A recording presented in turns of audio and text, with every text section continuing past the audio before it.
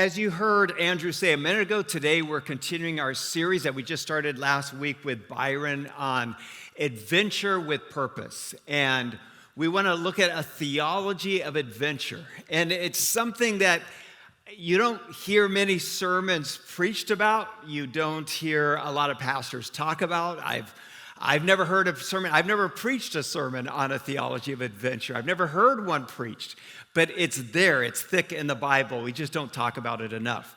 Our model for living a life of adventure is the Apostle Paul. And we're going to be in Acts in this series, but in 2 Corinthians chapter 11. And I read this 2 weeks ago, but let me read it again. We get a picture of what the life of adventure after God is supposed to look like. And so follow along with me. 2 Corinthians 11, he says, I have been in prison more frequently, been flogged more severely, and been exposed to death again and again. 5 times I received lashes from -1.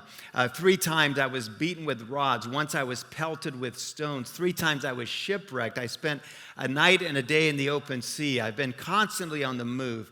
I've been in danger from rivers, in danger from bandits, in danger from my fellow Jews, in danger from Gentiles, in danger in the city, in danger in the country, in danger at sea, and in danger from false believers.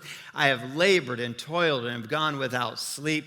I've known hunger and thirst and have gone without food. I've been cold and naked. So, when you read about Paul's life, it's a nonstop adventure, isn't it? And that really is the kind of life that God calls us to live. And so today I want to make the connection, and in this series, make the connection between adventure with purpose and how it shapes us spiritually and how it puts us on mission living after God. It's critical, it's central to who we are as Christ followers. I grew up Presbyterian. Okay, my father was a Presbyterian pastor and missionary. Presbyterians don't talk much about adventure. I'm just going to be honest with you. I grew up in a church environment that was very predictable, very formal, very ritualized.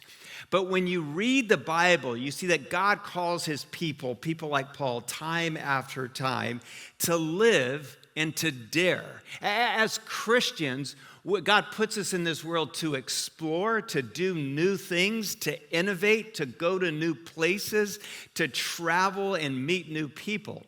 And so in this series, like I said, I want to make the connection between daring adventure with purpose, and our spirituality and living on mission. The challenge starts with getting out of your routine. We all have a routine. Let's be honest. We all have a rut of life that we get into. And I wonder this morning, when was the last time that you did something for the very first time? Or have you been dreaming about doing something with your life and starting something, but you put it on hold because you thought you might fail? Or maybe this morning you're in a transition as you sit here. You're in a transition and you don't know what to do next. Then I want to say today that maybe the need in your life is adventure. Because a lot of adventure, now when you think about adventure, we hear the word adventure, we think it's just thrill for the thrill of it. Like we go rock climbing, bungee jumping, skydiving, right? But then there's a kind of adventure that has purpose and mission behind it, and that's what we're talking about in this story. I don't know if you've ever been on what you would describe as an adventure with purpose. I've been there several times, and my favorite, and a lot of you have heard us talk about the first time we went to Haiti. And as I've said before, when the big earthquake hit Port-au-Prince, we immediately put together a team of 10 doctors and nurses from the Grove, and they landed first in Barahona, Dominican Republic, which is just by the Haitian border. And a day or two after they landed, I joined them. And when I pulled up, I had rented a car driven in from Santo Domingo, and when I get to Barahona, they are unloading a truck of food. And I said, why are you unloading that? So our whole team is there, and the doctor, they're unloading a truck. I said, why are you unloading the truck? I thought we were supposed to take the truck tomorrow morning. And they said, we loaded the truck, and then people came and told us it's not safe in Haiti. That if we go in, that people are going to jump on the truck and rob it. They might shoot us, we might die, or they'll kidnap us, or bad things can happen. So they said we're not allowed to take their truck. And so I've said this before. So I told our team, I said, hey, I rented my own 4x4, all right?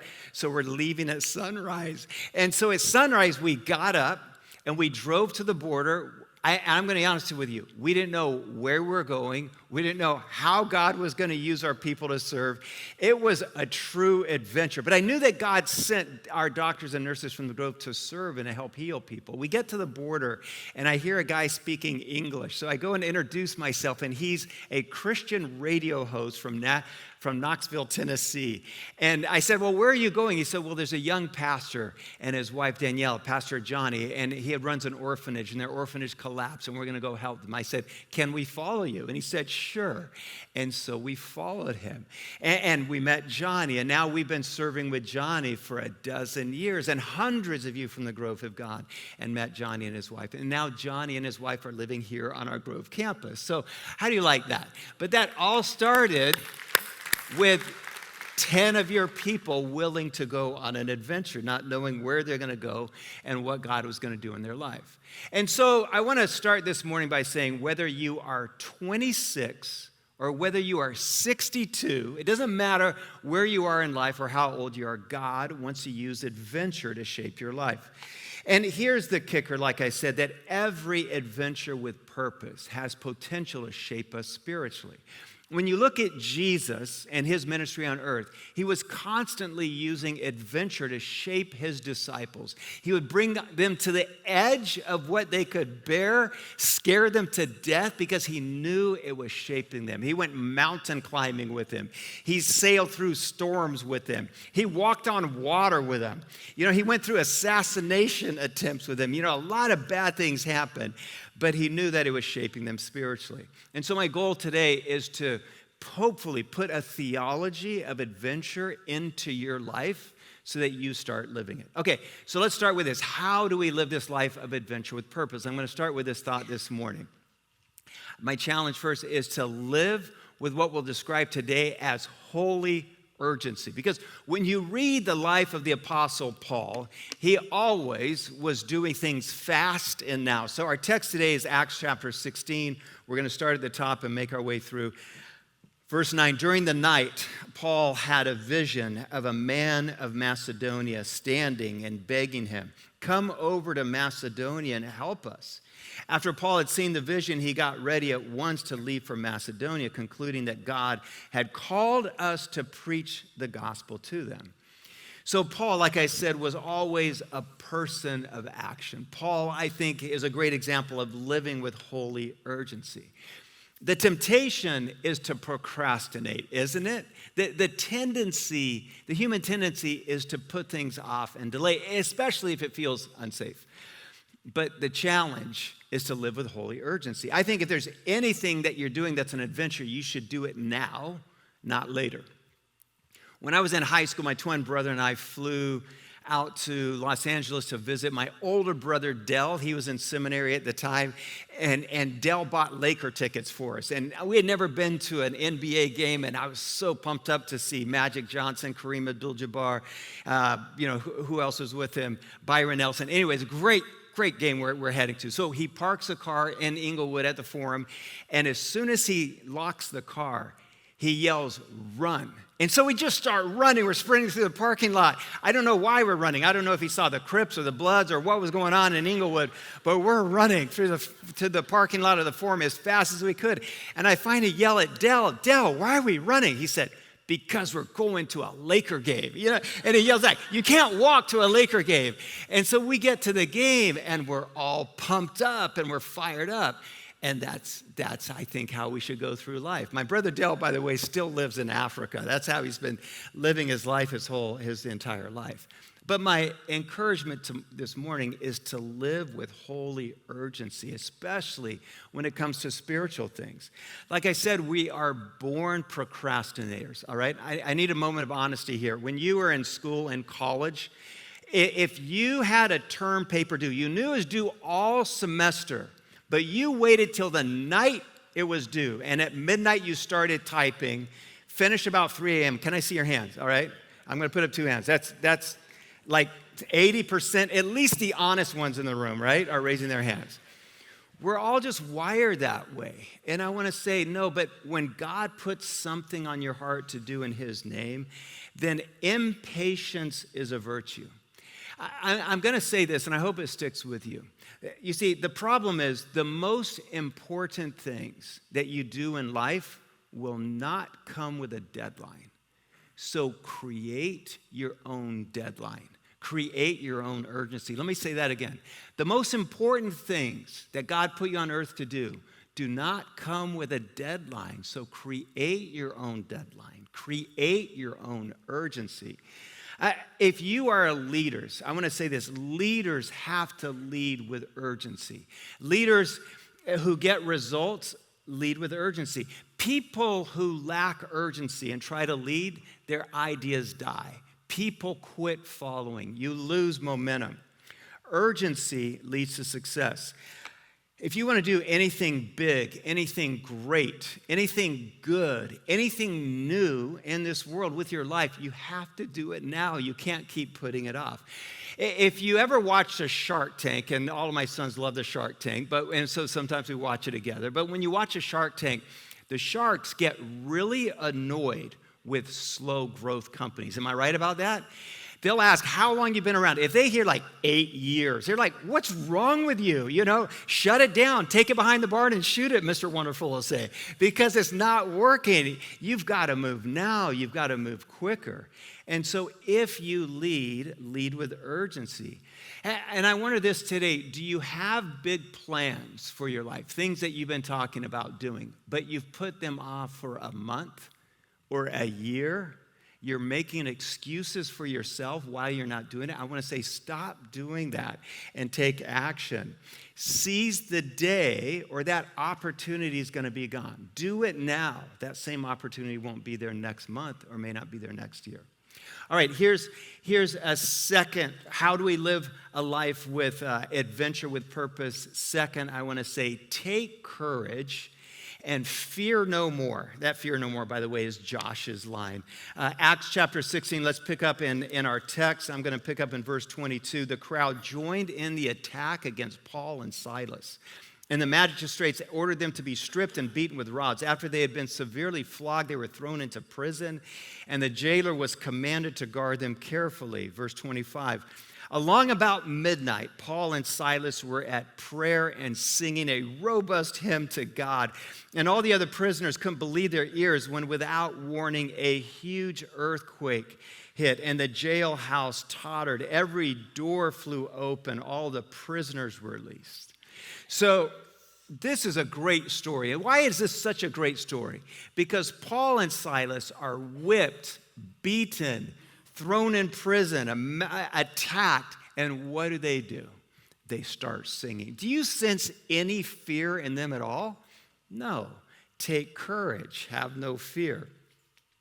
I think the great barrier to a life of adventure with purpose is fear. I think fear is an adventure killer. Scott Bader's written a book titled Following Jesus in a Culture of Fear. And he's right that in our country, I'm going to be straight with you, we are motivated. We do a lot of things out of fear. In fact, businesses have found that the best marketing tool they have is fear. Am I right about that? They'll tell you your teenagers are bad drivers, so buy more insurance. They will tell you things like someone's going to steal the title to your house, so buy LifeLock. Or the termites and the scorpions are going to invade your home, so you need more pest control, or buy more pest control. Or you eat too much junk food, so buy more Cologuard. I don't know what it is that they try to sell you, but it's all based on fear. They know that fear is a motivator. But the dangerous thing about fear is that it makes us irrational. Think about it. Most of the things that we say we're afraid of will never happen. I know people, I have friends that won't get in the ocean because they say they're going to get bit by a shark or stung by a stingray, so they won't even get in. And I'm like, man, the odds are so low, Yeah, it might happen. You might lose your Achilles or something in there, but it'll still just be a flesh wound for the most part. But my point is it can keep us from the best things in life. I think one of the things that fear, the way it hurts us spiritually the most, is it causes a contraction of the heart. Fear keeps us from the things that Jesus wants us to do the most, like love other people in his name, to be generous, to show hospitality. When we as a church a few years ago started to host refugees in our homes, some of my staff reached out to me. They said, hey, people are asking me, hey, if I have people I don't know in my home from another country and they're here as refugees and they're poor, what if they steal my stuff? And I said, well, let's think about it. How much stuff of value do you really have in your house? I was trying to think, in my house, the most valuable thing I own is a TV, probably. It cost me $200 at Best Deal in Town up in Tempe. That's about it. So we can let fear keep us from showing hospitality, keep us from showing love. But I want to remind you today that God wants you to take courage, have no fear, and it starts to shape us. Courage is not the absence of fear, but courage is moving forward in spite of the things that make you afraid. I think nothing innovative will happen without courage. Nothing new, nothing great is going to happen in your life without courage. It will take courage in order to stand up to a wrong. It will take courage to do justice. It will take courage to tell a coworker or a friend about Jesus Christ. All of those things take courage. So if you're going to live a life of adventure with purpose, you've got to learn to take courage and have no fear. Here's the next challenge I want to give you from our text in Acts chapter 16 is take more risk and stop playing it safe. Let's go back to Acts 16. I'll pick up in verse 27. Startled from sleep, the jailer saw all the doors swing loose on their hinges. Assuming that all the prisoners had escaped, he pulled out his sword and he's about to do himself in, figuring he was as good as dead anyway. This is from the Message Bible. When Paul stopped him, he said, "Don't do that. We're all still here. Nobody has run away." I don't know about you, but me, if I'm in jail and I know I'm innocent and the prison doors swing open, I think it's Jesus that just did that. I'm running, I'm not staying anywhere. I'm gone. But Paul is not afraid. He takes more risk. He never plays it safe. The truth is, most of us in the room, most human beings, we are risk adverse. Whenever we try to do something new, expand the grove, we have people ask, what are the risks? And usually, what are the financial risks? Or when we go to a new place, whether it's to Liberia or Haiti or Lebanon, or now we have people in Ukraine coming back today that have been serving there. People ask, is it safe? But I just want to say that the life of adventure with purpose, it will require risk. And even though the tendency for all of us is to play it safe, I want to say, no, if you're a follower of Jesus Christ, then maybe playing it safe isn't for you. I think the best things in life are on the other side of playing it safe. I'll just remind you of this. I think safety is for bankers, safety is for preschool, safety is for retirement homes. But if you're a follower of Jesus Christ, he calls us to live a life of divine purpose and adventure. So I think there's two kinds of people in life. People who are cautious and people who live with risk. So I'm going to ask you if you'll land in one of those two categories. So if you live life cautiously, carefully, you calculate things. Can I see your hand? Anybody here? All right. There we go. Not necessarily risk adverse, but you're very careful in your planning. All right. How about if you love risk? You take risks, you love living on the edge, you don't care what's happening. Will, I love that. Thank you, John. I know that's how you live. Yes. All right. We like that. So Peter Drucker has done research on people who live taking risk, and he's done studies on risk, and he's found this. People who take a lot of risk in life, people, the second group that raised their hand, all right, people who live risky lives will generally make 2 big mistakes a year. And then people, on the other hand, who are cautious and risk adverse and are safety first, they will generally make 2 big mistakes a year. And so what's the point? He says, you might as well take more risk. You might as well live out on the edge. If we never take risk, you will never have success, even in the smallest things in life, whether it comes to your family, to your work, to your business. And like Bob Goff, who teaches law at Point Loma and international justice, he says this: life could be magical if only we could take a few risks. I love that. In adventure camps, so if you've ever been to an adventure camp or visited one or worked at an adventure camp, they say this: at adventure camps, they tell the staff, never promise the guests, the campers, that they will be safe. Because you might want to assure people, hey, we're going to do whitewater rafting tomorrow, you're safe. No, they said you can't do that, because if you say that in a court of law, means that you just guaranteed them that nothing bad would happen. So in adventure camps, they just say, we have safety protocol, but they'll never promise that you are safe.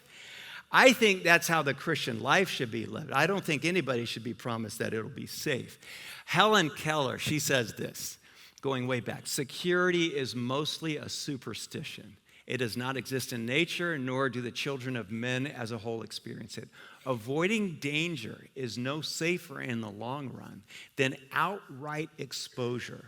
Life is either a daring adventure or it's nothing. Is that great? And Helen Keller was blind, and she says these things. Now, don't get me wrong. I'm not saying live reckless. I'm not saying don't take any precautions in life. But I just want to remind you that throughout the Bible, God is calling us to live countercultural, to do things that most people wouldn't, and that will require risk and not playing it safe.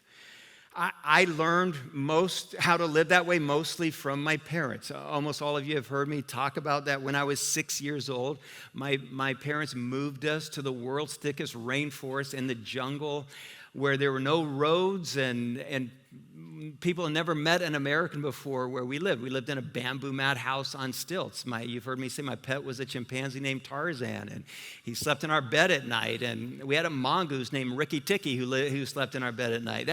That was how I lived. And we had been living in the jungle for 2 years. And then my great-grandfather, who was 92 years old, wanted to come visit us. That guy loved adventure. And so he flies to Africa, and he comes with my step-great-grandmother. And my father had just hacked in a 6-mile road through the swamps. And so we picked them up at this little airstrip. And then we're driving them in on our Land Cruiser Jeep through the swamps. And it's getting dark. It's raining in the rainforest. There's lightning. And we're bouncing all over and sloshing through the mud. And my make sure I throw in the word step-grandmother, she turns to my mother, Nell, and she says, "Nell, you're evil for bringing your children to live in this place." That's what she said. I hope you have a better great-grandmother than that. But anyway, my mother, and here's the thing, my parents would say, they would sit on the bamboo mat steps of our front house deep in the bush, and they'd say, we feel guilty because all of the people back home in the churches that support us, they feel sorry for us. They think the Chinchens are suffering, and they would say, we're having the time of our lives. And I learned from them that if you want to live the life of purpose, and you'll have to live it with adventure, you have to take more risk and stop playing it safe. In John 10:10, Jesus says, I have come that you may have life, and that you may have life to the full. And I want to remind you, if you're a parent here this morning, then as a family, teach your sons and your daughters to take more risk. Make it part of your family. Take them on adventure. I love that at the Grove, a couple of years ago, Pastor Christine Sandy started taking kids to Mexico to serve. They go next month. Now, their parents go with them. But I want to invite you, if you have kids, it's not too late to sign up and go to Mexico with them. If you're a business owner or you lead at work, you have to take risk. If you're going to keep your company growing, your business growing, you have to take risk. I'm not saying safety is a bad idea. So don't leave here and say, Palmer said, don't change the batteries in my smoke detector, don't wear your seatbelt. I'm not saying that. I'm simply saying that you can't do anything new, great, in the name of Jesus that changes things if you won't take a few risks. Mark Twain has said that most men die at 27. We just bury them at 72. I think he's right. So my challenge is to come alive. Today I want to challenge you to leave behind the God of safety, and start living this life of adventure with purpose. All right, I have one final challenge for you this morning, and it's this: that when you adventure with purpose, then you live on mission. Those things go hand in hand. They go together. And we see this in Paul. Let's go back one more time to Acts chapter 16, verse 29. We read, "The jailer got a torch and ran inside. Badly shaken, he collapsed in front of Paul and Silas.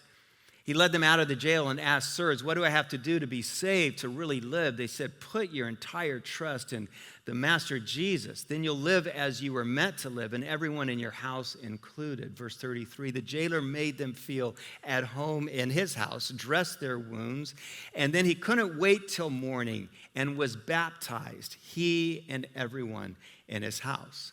So Paul is our model, is our template, our example of living the missional life that God calls us to. I think the need today is to recover this missional life that Jesus calls us to. It's hard to do that maybe sometimes in Gilbert and Chandler and Queen Creek and Tempe, isn't it? Because we live in the land of suburbans and suburbs, of strip malls and fast food and e-bikes. Side note, what's the point of an e-bike? If you go mountain biking with an e-bike and it's doing all the work, you're not getting a workout, are you? So I don't mean to be down on any of you that own e-bikes. I know they're very expensive and you spend a lot on it, but you're missing out, You're not getting a workout. But it's hard to live a life of adventure with purpose in the suburbs, but you can. There are daring decisions that you pass on every day. There are coworkers and people and neighbors who don't know Jesus Christ that you've never talked to. In missionless churches, I think there's very little adventure. At the Grove, we've always tried to be a missional church. And so sometimes, occasionally, often, we call people to take risk and live with missional adventure and purpose. Missional churches, I think, accomplish big things, and it's because we do it together. I've watched our church at the Grove, I've watched us do great things together, things that I never thought were possible. A number of years ago, I put the challenge out there because malaria was killing so many children in Malawi. I said, I want our church to hang 1,000 mosquito nets. On one Sunday, you helped us buy 1,000 mosquito nets, and we hung 1,000 mosquito nets in huts and villages all over Malawi over the beds of children. On one Sunday, we've done this a number of times, but on one Sunday, we collected 12,000 pairs of shoes that then we've had hundreds from the Grove go out on motorbikes in Liberia and share in the villages that were ravaged by the war in Liberia. I love that we do our man camp now. We used to do it in the mountains. Now we do it in Mexico. When we do things like our men help to build women's shelters in Mexico. We have high schoolers who go to summer camp, often in Compton and Inglewood and Watts, where they sleep and they serve because we're a missional church. Right now, like I said, we have about 8 or 9, maybe it's 9 people in Ukraine building houses in a war-torn country. And now the problem is when you go on an adventure with the Grove, I'm not going to promise you that it's safe, okay? Bad things happen sometimes. Not terrible, just bad things. Like Tom Bright broke his collarbone, riding a motorbike in Liberia, but he'll be fine. We did have a woman fall in a cistern in Haiti, and she ended up in the hospital, but she's perfectly fine. Paul Gunther was chased, he says, by witch doctors in Malawi, but he's doing fine. It all turns out fine. In May, just a couple of months ago, we were in Rocky Point, and on our last morning there were a couple of men that asked if I would baptize them. And so Kyle Ray, our men's ministry pastor, he suggested I do it in the jacuzzi right by our condo, which sounded great. They could warm it up, and it was going to be great. But then the young guy is about to baptize. His name's Isaiah. He said, hey, I'd like to do it in the Sea of Cortez. And so here's me and Isaiah. We start heading out to the Sea of Cortez, and as I'm stepping stepping in just before this moment, I feel bang on my ankle and a stingray hit me. And it hurts like the devil, all right? I'm telling you, if you haven't been stung by a stingray, you feel it. I see the guy swimming away. I'm like, oh, my goodness. But then I thought, hey, no reason to stop now. We're already in the water. Let's go ahead. And so just before I baptize him, though, my ankle is really throbbing. So I take it out of the water. I have a picture here, and the thing's bleeding like crazy. With every pump of my heart, it's squirting blood, like out of a squirt gun. And so I thought, well, it'll take a while to bleed out. So I went ahead and we baptized Isaiah. After Isaiah, another gentleman came in. We baptized him. Because I'm thinking when I get on shore, there's got to be someone from 80 guys that knows a little first aid, has been around a little bit. I get to shore, ain't nobody knows anything. They try tying a tourniquet on me like it was a snake bite, all right? And it was still pumping blood. After about 15 or 20 minutes, you start to wonder, how much blood do I have in me? Anyway, finally, they got me to the Red Cross. Please donate to the Red Cross every time you go to Mexico, and they saved my life. But that was, and I'm fine. My point is, bad things will happen, but you're going to be fine. And Isaiah is an incredible guy, and I got to baptize him there. The life that Paul in the Bible lived, you're invited to, but it will be an adventure with purpose. My twin brother Paul passed away